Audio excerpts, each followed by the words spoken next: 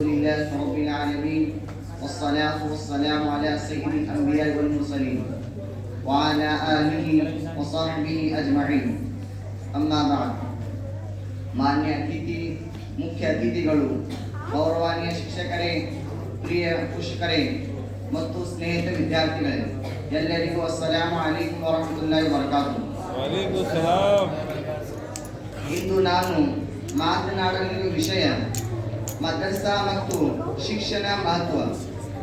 ಮದರಸಾ ಎಂದರೆ ಕೇವಲ ಕಟ್ಟಡವಲ್ಲ. ಮದರಸಾ ಎಂದರೆ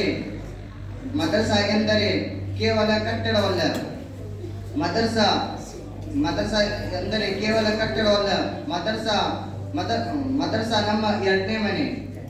ಇಲ್ಲಿ ನಾವು ಪುಸ್ತಕಗಳ ಜ್ಞಾನ ಮಾತ್ರವಲ್ಲ, ನೀತಿಗಳು, ಸಂಸ್ಕಾರಗಳು, ಮಾನವತೆ ಮತ್ತು ಜೀವನ ಮೌಲ್ಯಗಳು ಕಲಿಯುತ್ತೇವೆ. ಒಬ್ಬ ವಿದ್ಯಾರ್ಥಿಯ ಭವಿಷ್ಯ ಕಟ್ಟುವ ಪ್ರೀತಿಯ ಸ್ಥಳವೇ ಮದರಸಾ. ಶಿಕ್ಷಣ ಎಂದರೆ ಕೇವಲ ಅಕ್ಷರ ಗುರುತು ಮಾತ್ರವಲ್ಲ. ಶಿಕ್ಷಣ ಎಂದರೆ ಬದುಕನ್ನು ಬೆಲೆ ಮಟ್ಟದ ಮಾಡುವ ಶಕ್ತಿ. ಶಿಕ್ಷಣದಿಂದ ನಾವು ಒಳ್ಳೆಯದು ಕೆಟ್ಟದನ್ನು ಗುರುತಿಸಲು ಕಲಿಯುತ್ತೇವೆ. ಜಗತ್ತಿನ ಜೊತೆ ನಡೆಯುವ ಸಾಮರ್ಥ್ಯ, ಕನಸುಗಳನ್ನು ಸಾಕಾರಿಸುವ ತಾಕತ್ತು ಮತ್ತು ಸಮಾಜಕ್ಕೆ ಸೇವೆ ಮಾಡುವ ಮನೋಭಾವ. ಮದರಸಾ ನಮಗೆ ಆಲೋಚನೆ ಮಾಡುವ ಶಕ್ತಿ, ಮಾತನಾಡುವ ಧೈರ್ಯ, ಸರಿಯಾದ ಮಾರ್ಗದಲ್ಲಿ ನಡೆಯುವ ಜ್ಞಾನ ಮತ್ತು ಭವಿಷ್ಯ ಕಟ್ಟುವ ಸಾಧನಗಳನ್ನು ನೀಡುತ್ತದೆ. ಶಿಕ್ಷಕರು ನಮ್ಮ ಜೀವನದ ದಾರಿ ತೋರಿಸುವ ದೀಪಗಳು. ಅವರು ಮಾರ್ಗದರ್ಶನ ಇಲ್ಲದೆ ನಾವು ಮುಂದಕ್ಕೆ ಸಾಗಲಾರವೆ.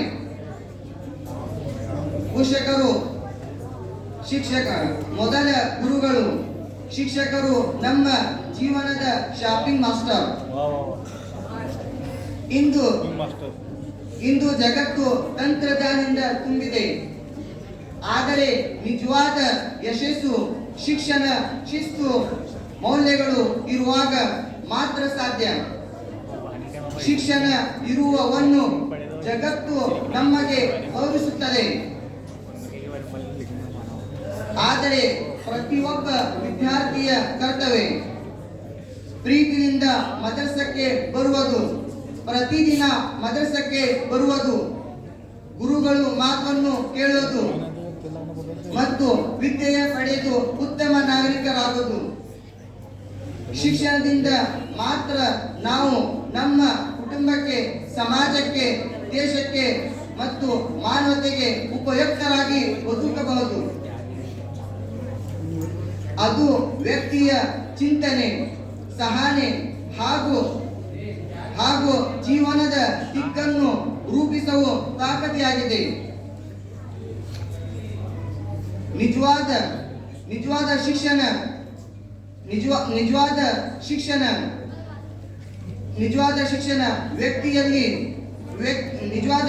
ವ್ಯಕ್ತಿಯಲ್ಲಿ ಸಹನೆ, ಶಿಸ್ತು,